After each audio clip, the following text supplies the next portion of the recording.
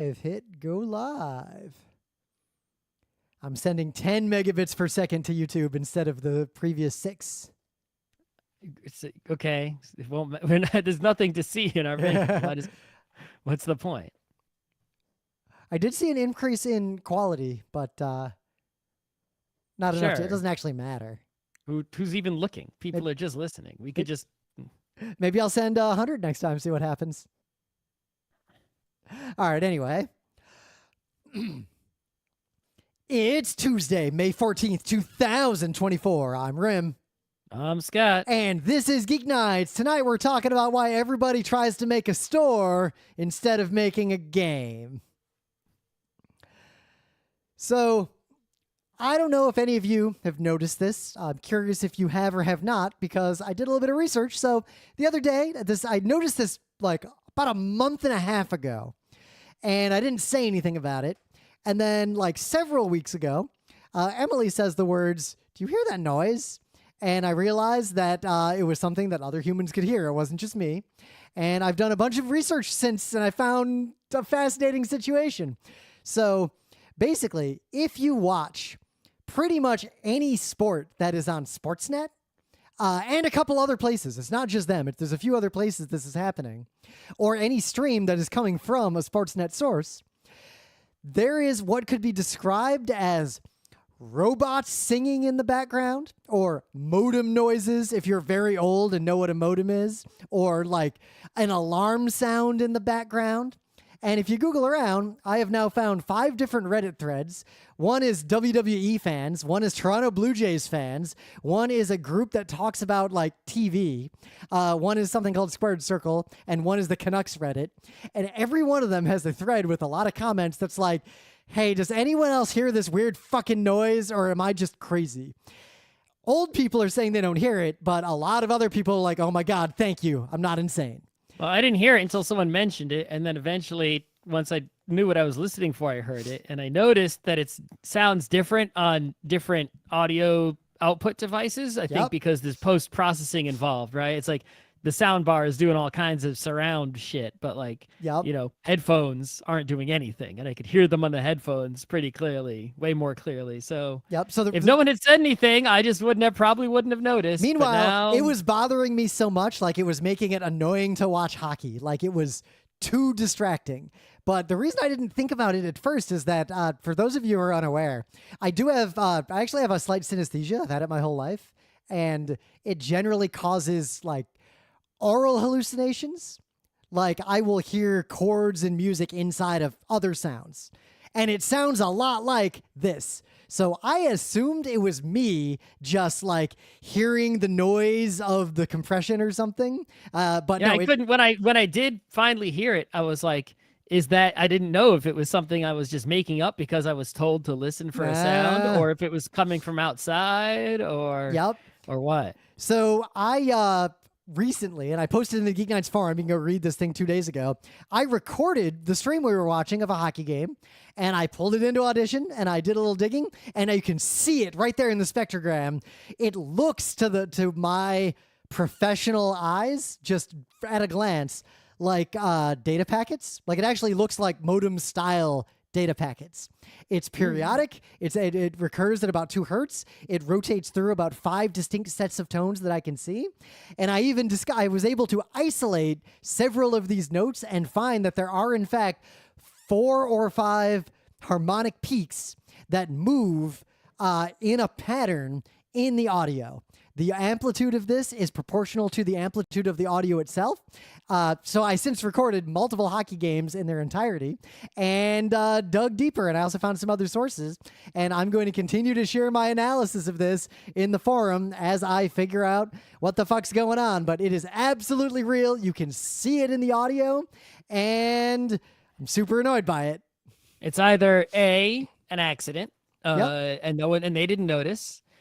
B, if it's intentional, then it's either tracking for the purposes of advertising, tracking people, because what they can do is if you have any device within range of a TV playing that program and your device has a microphone and is listening and is sending data to them from via the internet, Yep. then they know that where they can collect data on where their TV program is playing. For example, if you're in a bar and it's on, everyone in the bar has phones. Some number of those phones will have microphones on and will not have all the correct permission set, and could potentially send data to them and let them know that they can collect data on that. The other thing that's likely, it could also be that and or an anti-piracy measure if they're sending a different signal, a slightly different signal to different, streams. It's like,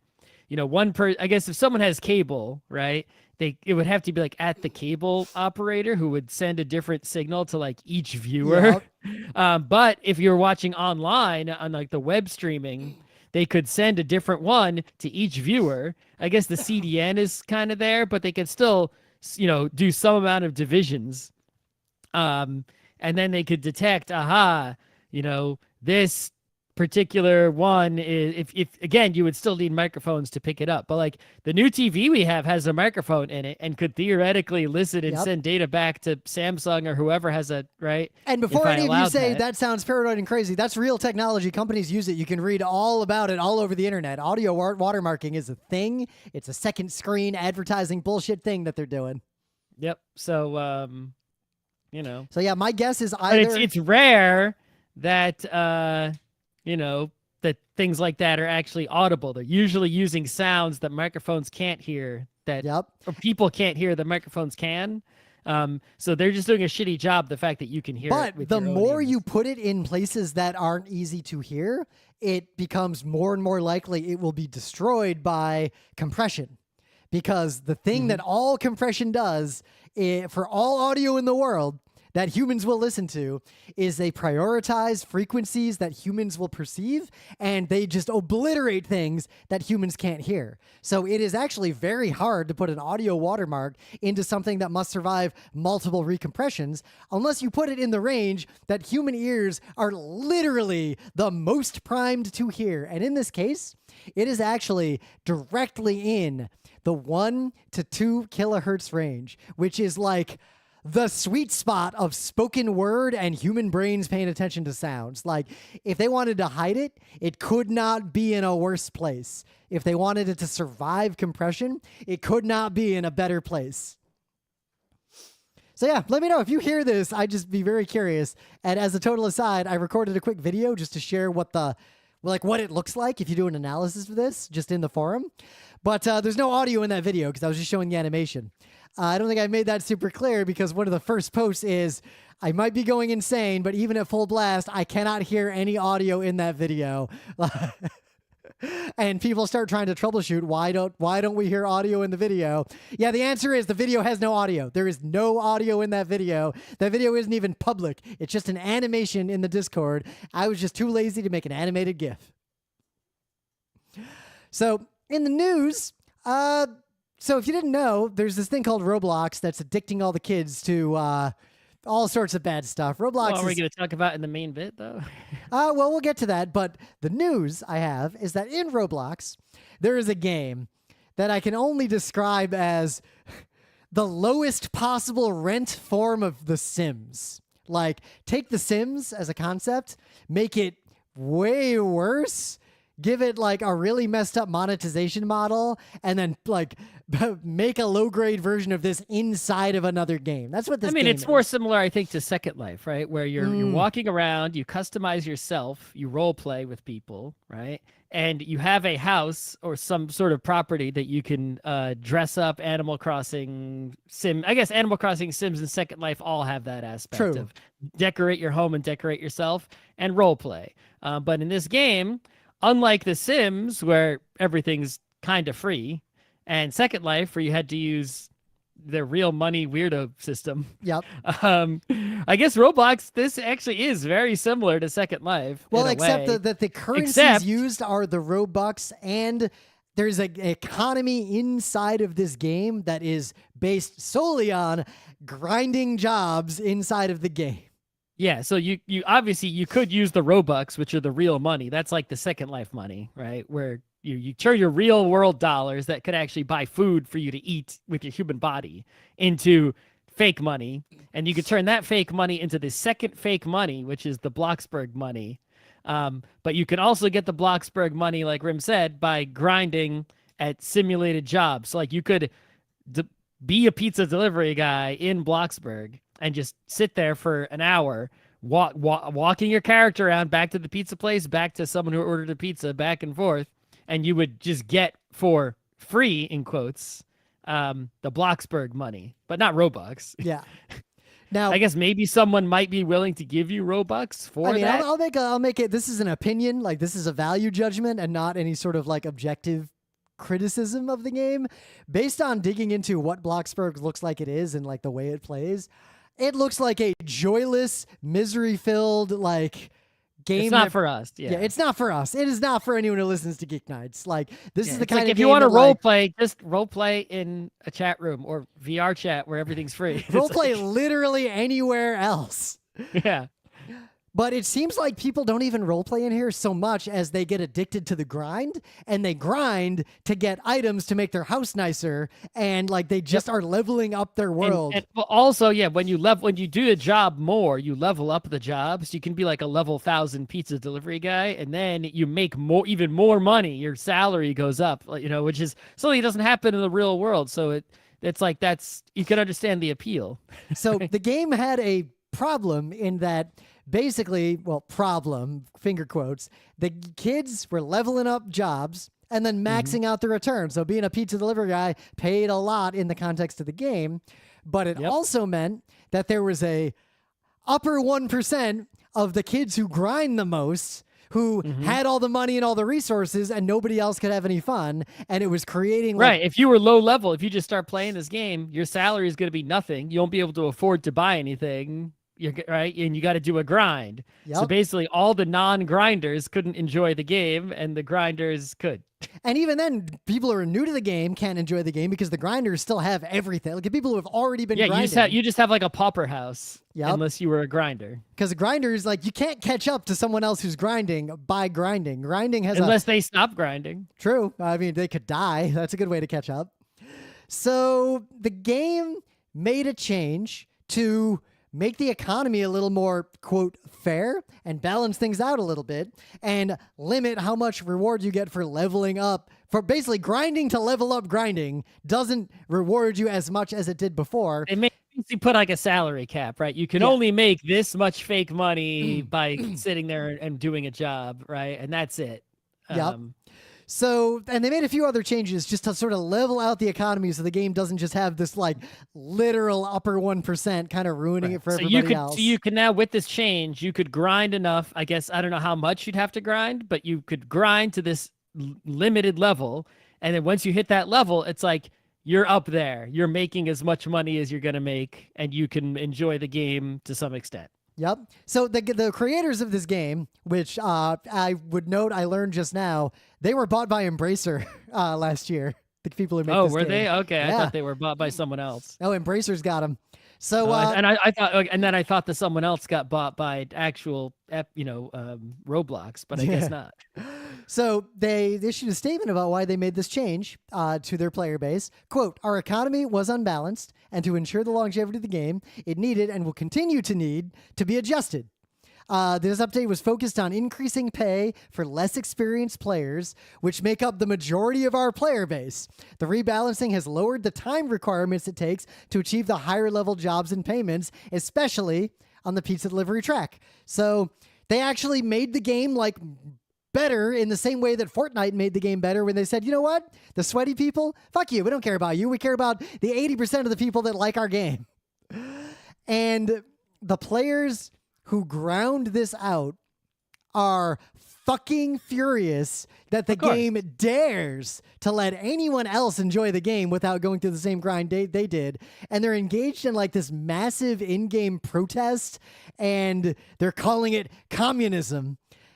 It's really sad. Kind of. It is kind of communism, a little bit. It's an aspect of communism, just one part of it. But it's extra fascinating that if you step back a little bit, this game is like a joyless grind aimed at getting kids addicted to grinds effectively. Like, you can play almost literally any other game and have a better experience, even doing the same kinds of things. Or you could just go in there and roleplay and not care about how much money you have or decorating your house. But then you can never get any clothes with which to roleplay. And I You think your need to character have will the starve to death clothes? eventually. Like, Are they limiting? Are you not allowed to chat? Is it like you got to pay per chat? No, but the game's like a life simulator. Like, how you gonna roleplay if you don't have like a place to do it or like the clothes to wear to do it? I mean, you could walk anywhere, even though if it's not your house. You Well, could just sit in because the pizza. I don't think most people roleplay in there. I think that the grind could is roleplay the game. At the pizza place, being in the pub, being at the movie theater, be whatever they got in there. Yep. You know. So we got these players freaking out about this update that made the game better, and it's weirdly like spiraling inside of the game. And it's extra funny considering the game itself is just this crass re-implementation of capitalism, except no money actually comes back out. You know, actually, the thing, if you think about it, it was, this was communism even before this change, right? Because all the places you're working are owned by. Yeah, it's a fully state-run economy. Yeah, there is no one's running the pizza. It's not like there's a player who's running the pizza place and paying out salaries. That's a capitalism, right? All the capital is owned by the game devs. There is no. Yeah. So it was communism all along, guys. That's even more. You think the communism is the salary cap? No, the communism was already there all along. It's just also extra funny to me that these kids are mad that the game made the grind less awful for everyone else, but they're mad because they had to grind effectively. It's a lot like the people who were mad that student loans got forgave, and their argument was, but I paid my student loans. Like, sure, good job. You could afford to. Great. Yeah. Just because you got punched in the dick doesn't mean that everyone else for the rest of human history should also be punched in the dick the exact same way. Yeah.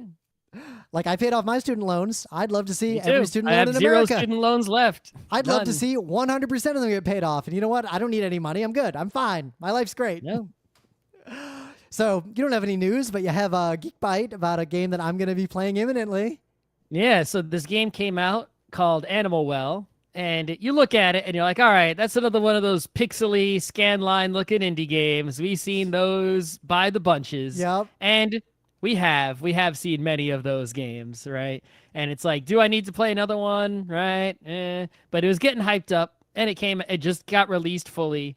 And Too many people I trust played this game and wouldn't stop talking about it in a very short span of time. And it was slightly discounted, and it's Metroidvania-y, right? There's a big 2D map, and you're platforming and exploring the map. And what's great about this game is that there's not a lot of fighting. Like, you're not going around shooting guys like you are in Metroid, right?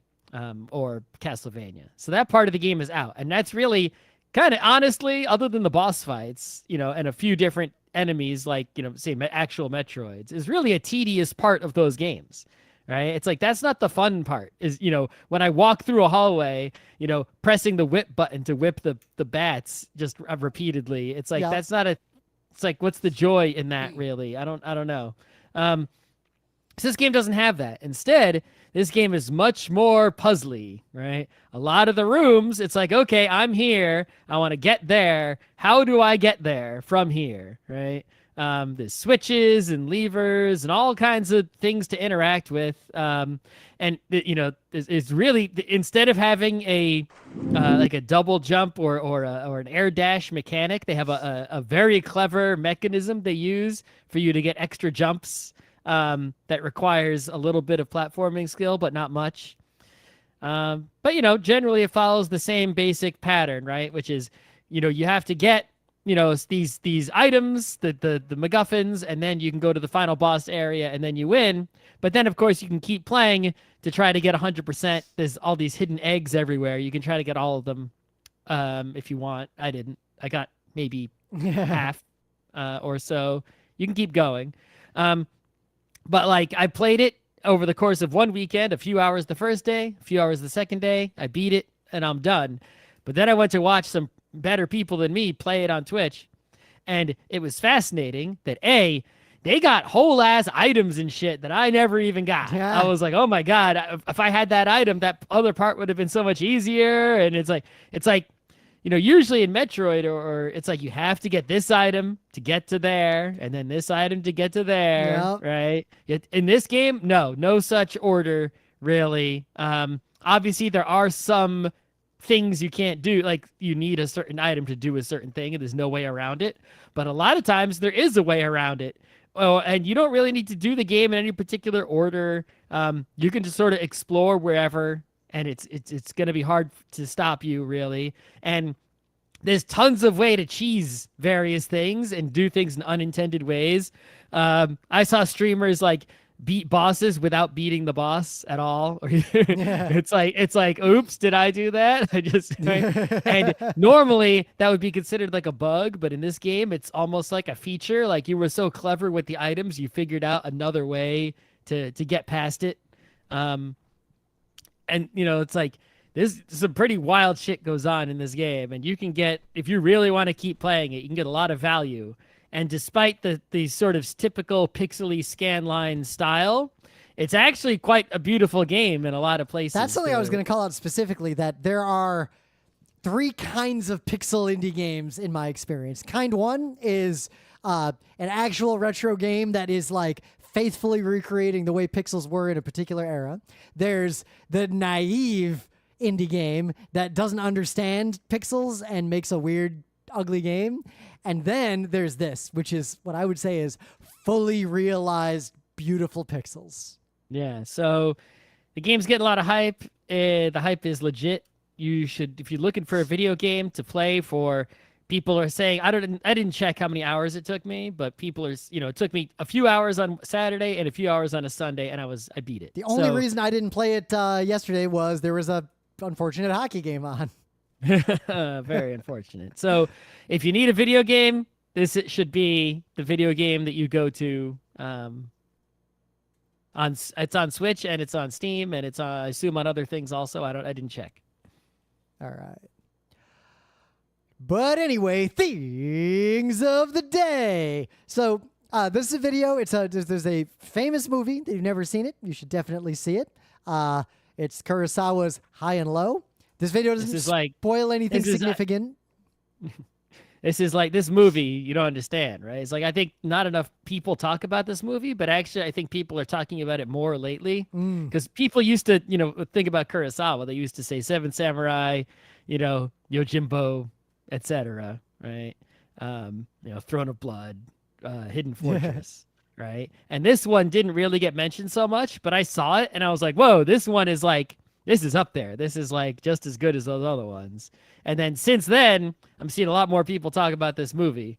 It's about a guy who runs a shoe business, like a shoe factory. He's kind of rich because he runs a whole factory making shoes, but he's the good businessman. He cares about the quality of the shoes, right? He's actually trying to do legit business. He's not some capitalist, he's a capitalist, but he's not the bad capitalist who's just trying to exploit the workers and, make it the shittiest shoe for the highest price.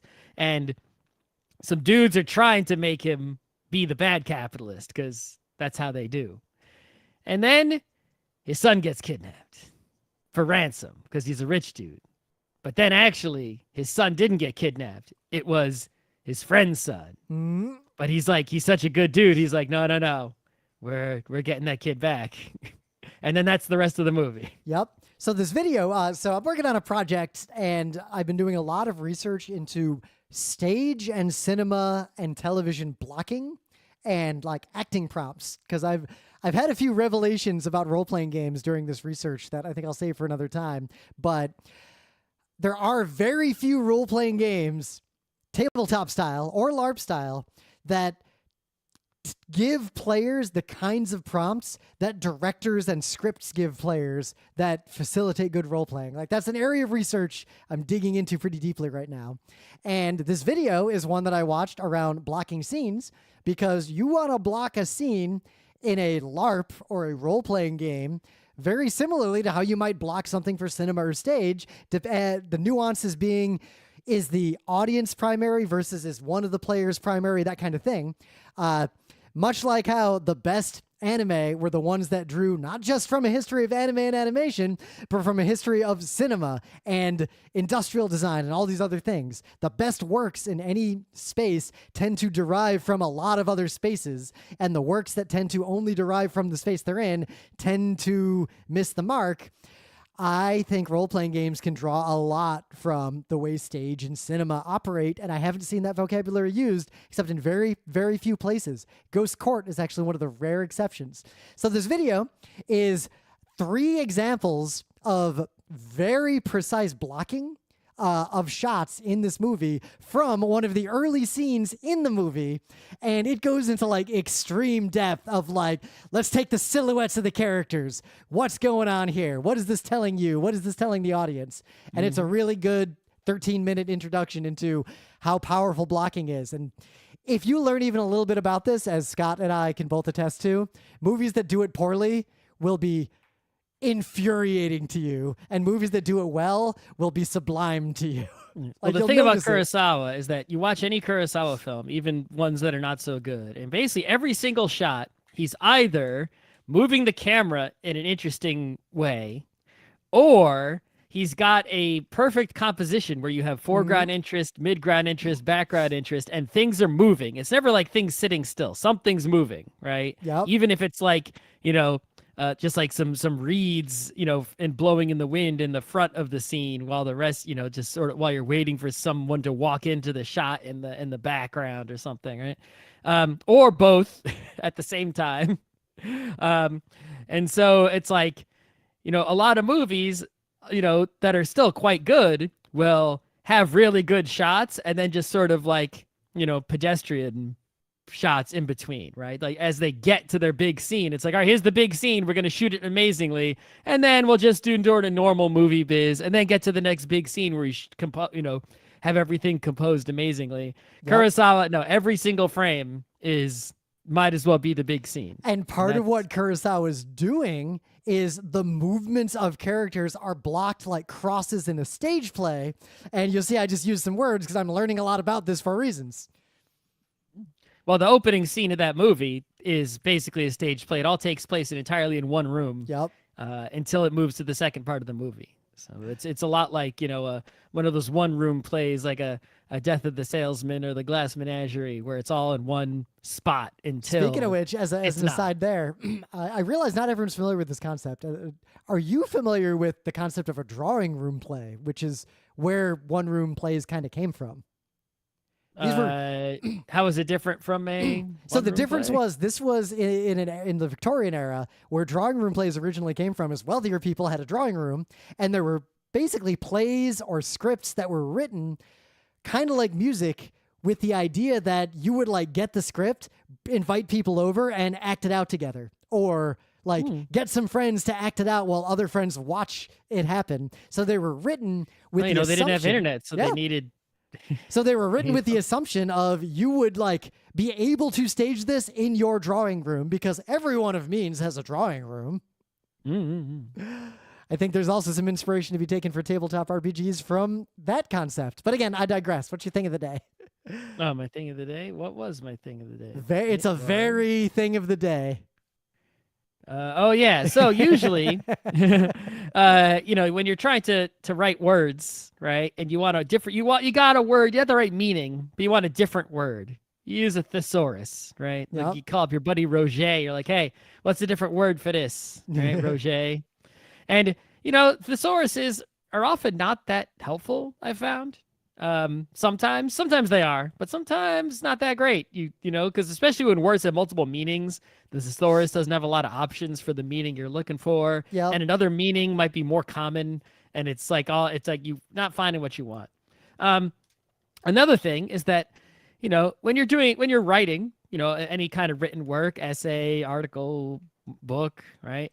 You fall into like this, this trap of using the word very a lot, right? Very something, right? As your adjective. It's always very something. And when you say very something, that usually means that you're the something that comes after the very good, very cold.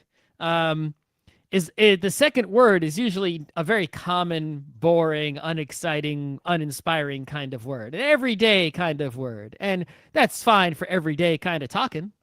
But if you're trying to write something and to sound smarter, fancier, more eloquent, you don't want to say very something. You pretty much almost never want to say very anything, right? You always want to replace that with a fancy word. For example, instead of saying very cold, you could just say frigid. And that's just better, right? In some sense of the word better. And so this website is just a thesaurus, but it's a very good thesaurus. Yeah. It's a better thesaurus, right? Better is a better way of saying very, I guess. Anyway, what you do is it frames everything in terms of very. So you could go through what you've written and look for every instance of the word very, and you say, all right, I need another word for very stupid, and it will say inane or right, Yep. right. It's like And very so- cold. It says freezing. So now I just Yeah. typed very, very cold, and it says bone chilling. There you go, bone chilling. So you could just take anything you've written. You don't need any AI, right? And just Well, you do because this is an AI. is it? I thought it was just a lookup. You didn't read the about? Okay, so two points No, about I your thought thing it was today. a lookup database. It was obviously an LLM, and if you go to the about, it says this is an LLM. Oh, well, I don't read that. I didn't read that part. I But thought it was two, just the you know who made database. it? The guy who made it, Amir Karimi. I don't know the nationality, so there's multiple ways to pronounce that. Sorry, buddy. Quote, as non-native English speakers, we're often advised to avoid overusing intensifiers like very. For example, instead of Oh, relying on generic okay. terms such as very big, for more descriptive alternatives like enormous. This was aimed at English as a second language people who were specifically trying to avoid saying very all the time so they don't sound like they learn English from Duolingo like I sound if I try to speak French. Well, I didn't read any of that part. But also, I just used the fact that tool, you're like, and you it don't didn't need look like an LLM. It looked like a it database. was obviously an LLM because if you type anything pretty obscure, if you type something very obscure into it, it would say, wait a minute, and like take a while before it brought the results back. Oh, all right.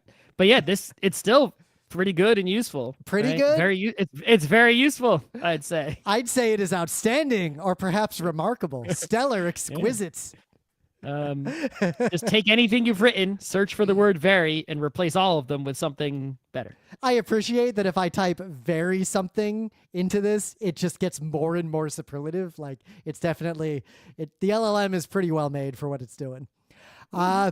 In the meta moment, the GeekNights Book Club book was The Night is Short, Walk On Girl. We did the show, it's done. I got to pick the next books. I have chosen one of the options. Now I'm going to choose. That's not enough options. You got to choose a second option. I do have to choose the second option. And once I choose the second option, I will present the choice to Scott, and then we'll. I don't do know the why next- it's so difficult for you. I got options for days. I do too, but I'm debating if I want And if you already to. picked one, it shouldn't be hard to pick one that goes with it, unless you want to avoid that trend of picking a matched set.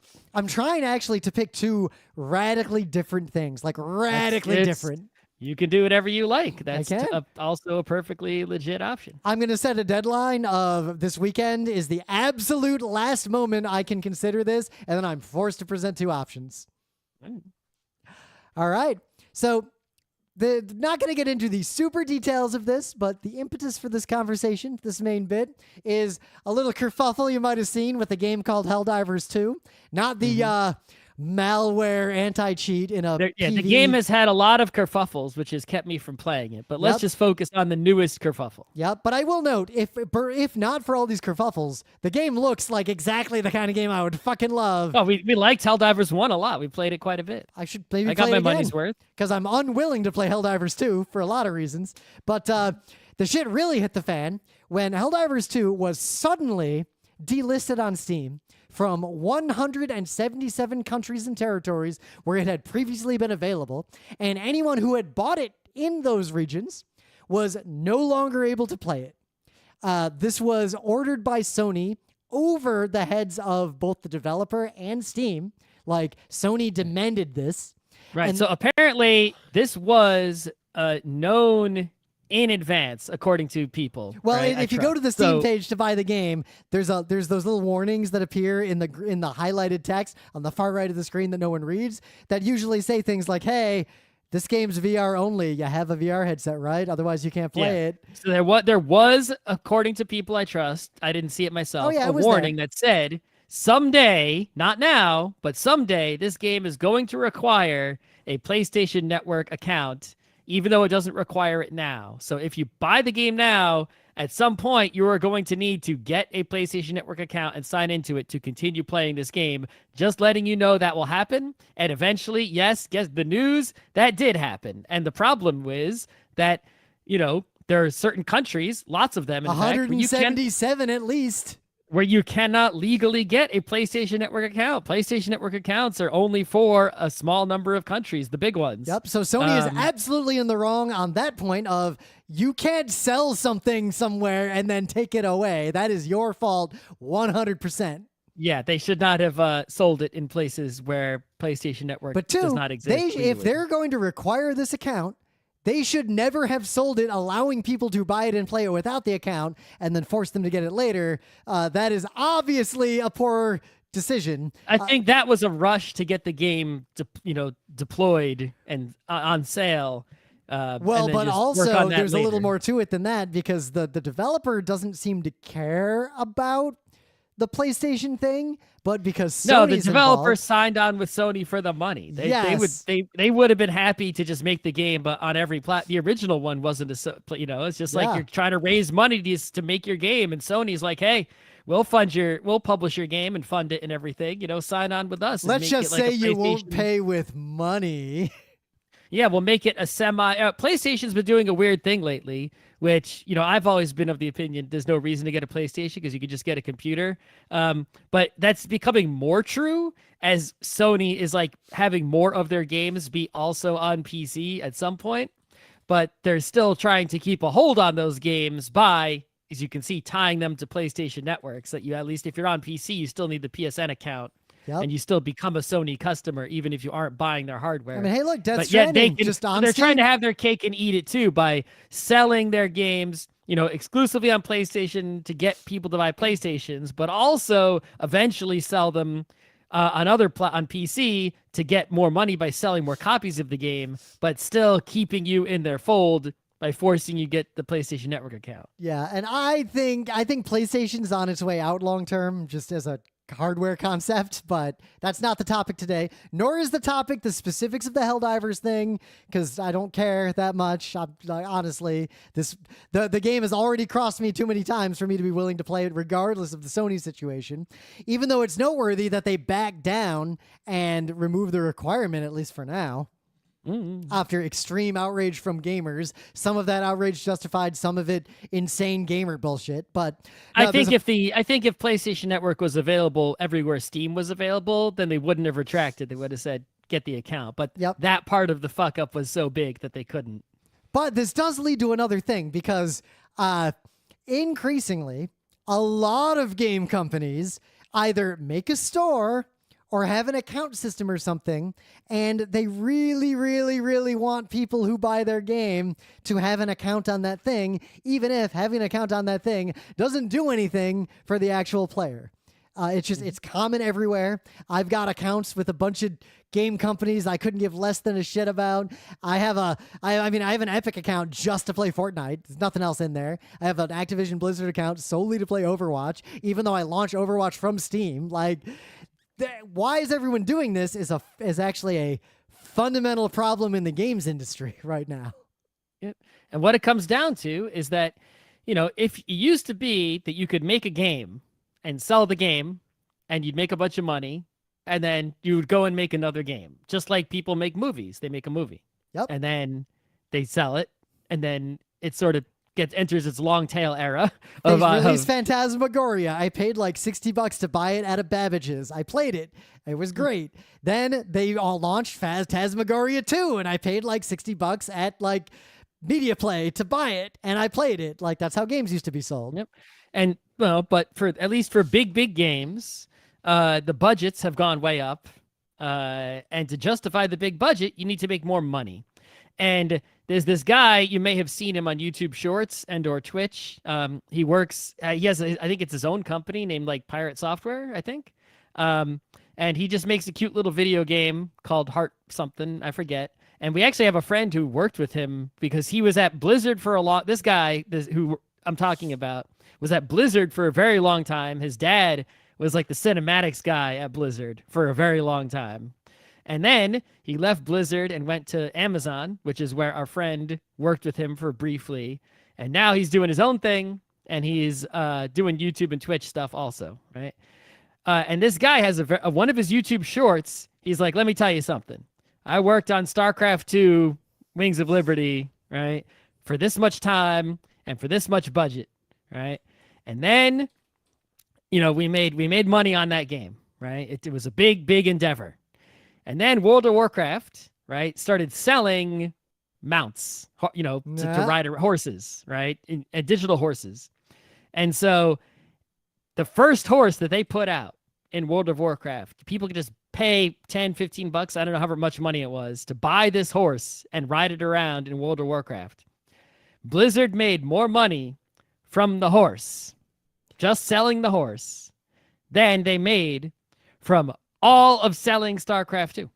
Now, you have to understand, like, this moment, this got talked about a lot at PAX Dev, like this exact thing in a bunch of different panels.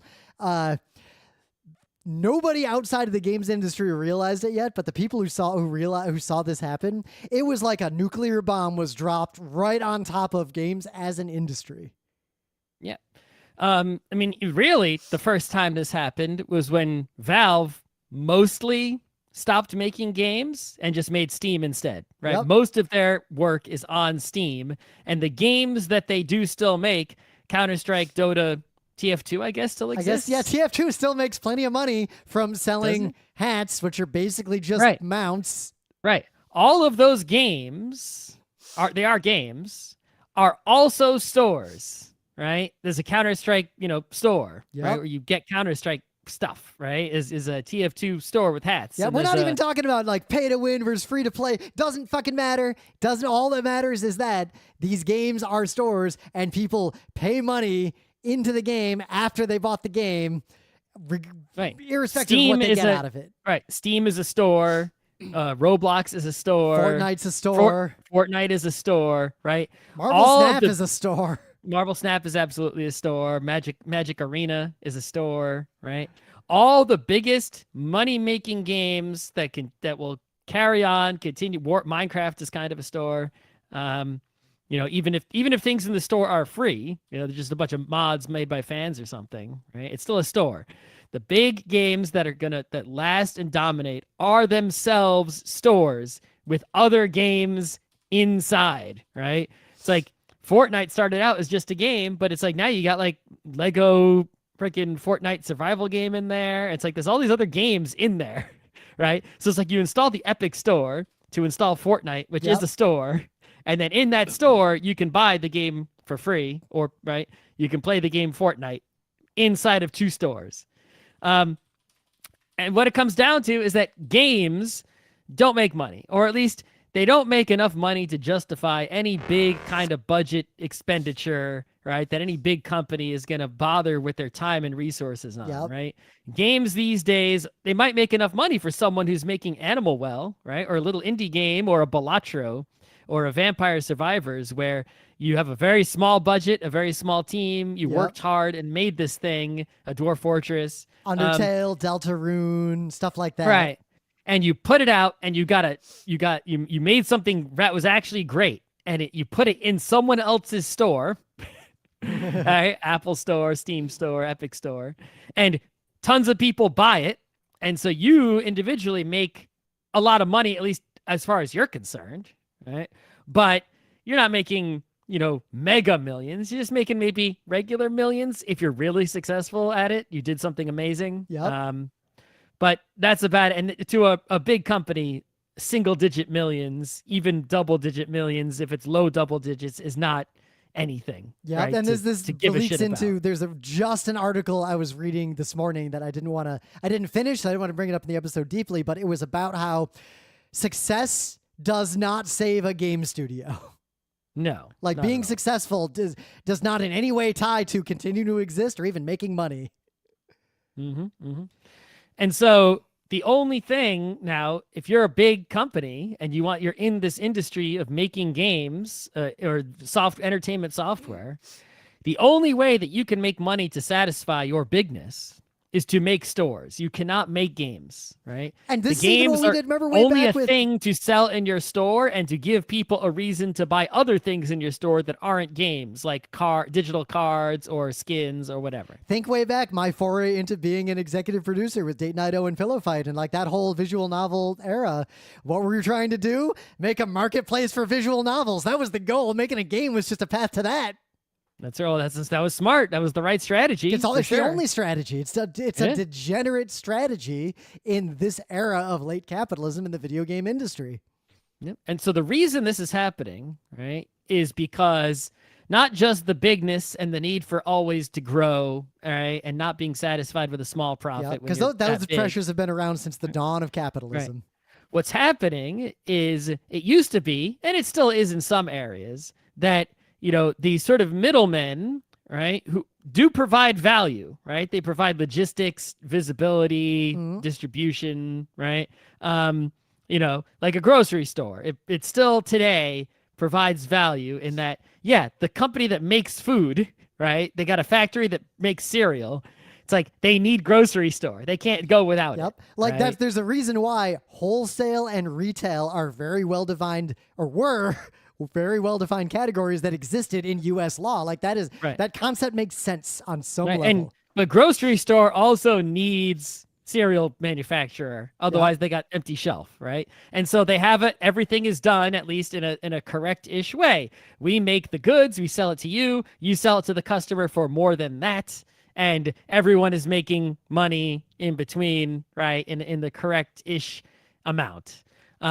What's happening nowadays is on the internet with digital goods. The digital goods are, of course, infinite in supply.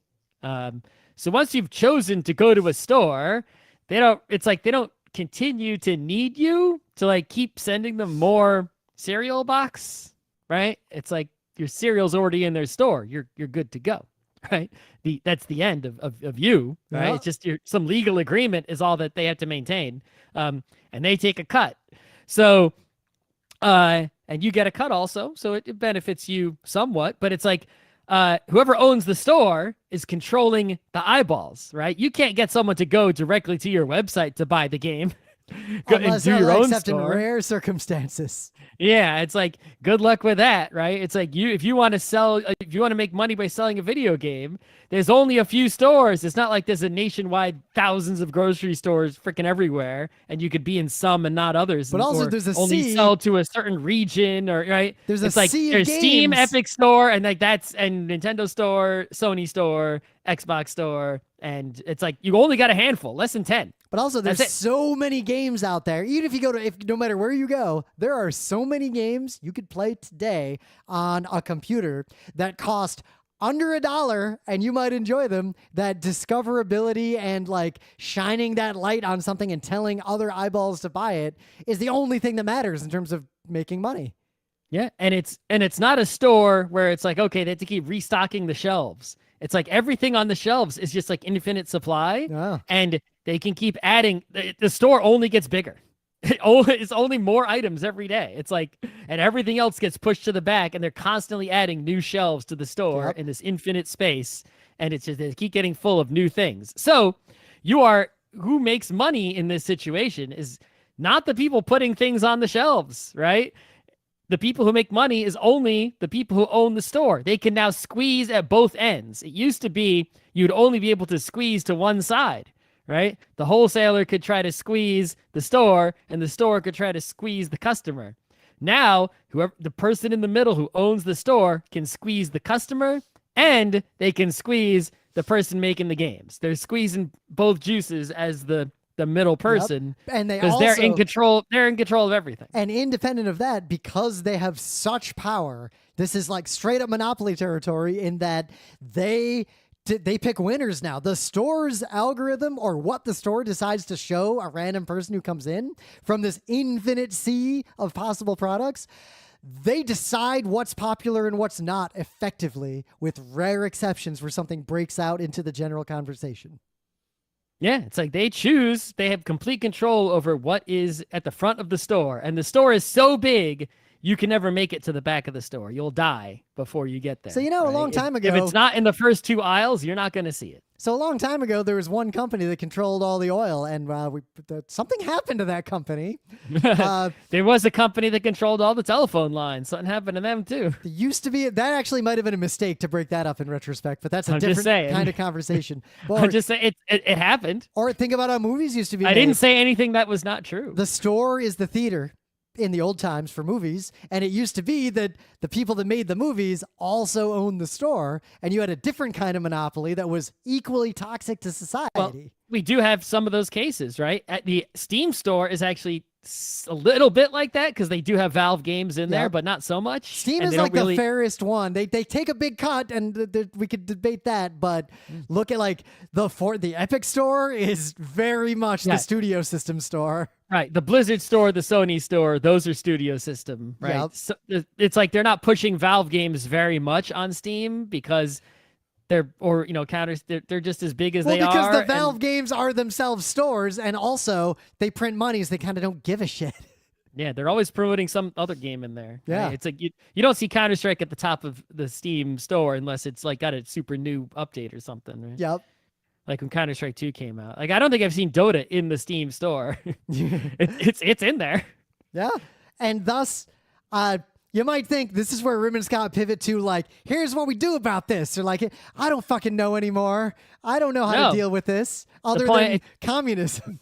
Yeah, it's like the point is that you got to, as a consumer, you have to recognize what is a store, right? And be like, that's a game, that's a store. Mm-hmm. And I would suggest if you want to keep your money safe and have more money for yourself, avoid stores. If you go into it, just going into a store is putting yourself at risk of spending money. I'd go further. I've applied this to all of my life right now, including video games.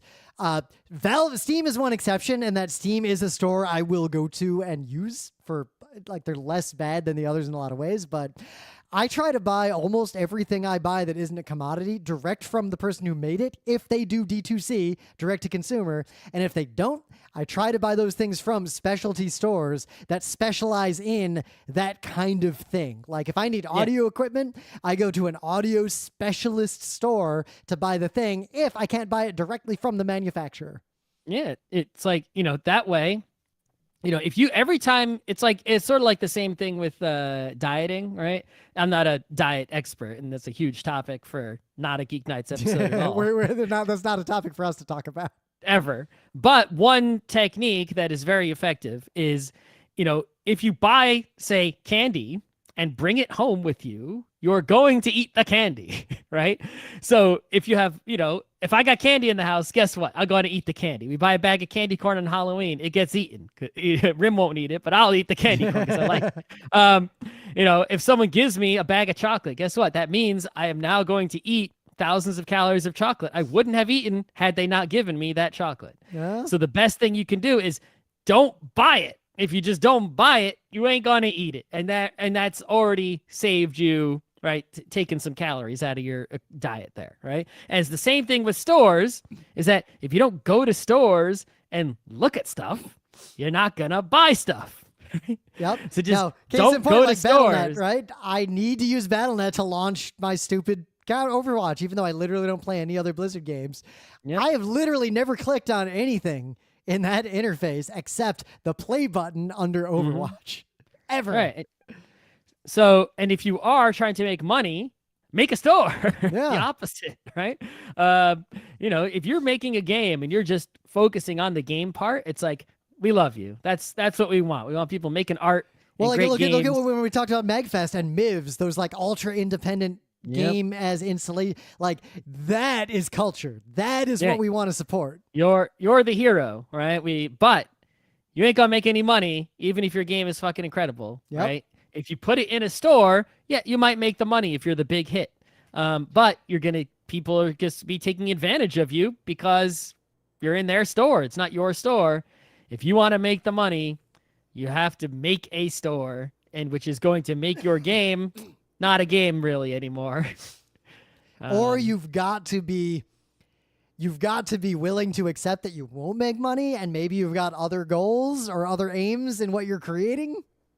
Yeah, I'm just saying it's, and if you're a big company, it's like there's only money, in the digital world in being a store, right? Amazon makes all the money, not the people selling the stuff on Amazon. eBay makes the money, not the people selling stuff on the eBay. Etsy makes money, not the crafty people at home. It's like, not saying they make no money. They might be profiting, but it's like, they're not making the real money. But it's also not a sustainable ecosystem, because we're at a point to where, like that article I've referenced in the early part, it talked about how a game that had 3 million active players in its first month was deemed unsuccessful, and like the studio was all dropped.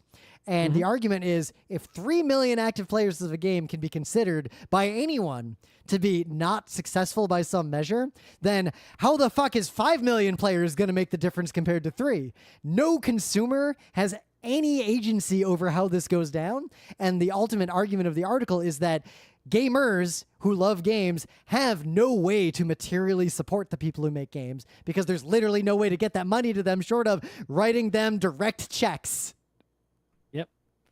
It's like they could like make a website themselves with some sort of e-commerce on it, but then even then they got to pay for, right? There's so much stuff that the store does for them, which is the argument for the legitimate argument for the existence of the store, right? Handling payments, refunds, just so many things that they're doing for you, which does justify some amount of fee for their services. Just like it's justified that. But the stores also don't compete with each other fairly. It's not like the game will pick up from Valve and go to Epic. Like that those transfers between stores are difficult and uncommon, and a lot of the stores are company stores. So going over there is how you get fucked over by Sony if you're just someone trying to make games. Mm-hmm. The moral of this is capitalism is a cancer, I guess. Like, I don't know what else to say. But it's just, I think the moral is, people are still thinking about a lot of games as games, right? It's like, I just want people to recognize Fortnite is a store, right? Roblox is a store. It's not a game, right? There might be games in that store, but it is itself a store, right? And just keep that correct mindset when you're out in the current game world these days. Recognize stores, recognize grinds, recognize traps. And don't go to a store unless you have independently determined you need a thing, you need to shop for that thing, and you go to a store that is the best store for that thing, and avoid stores otherwise. And be extra fucking suspicious of stores that appear to be trying to trick you into coming or are leveraging some sort of exclusivity or power over you.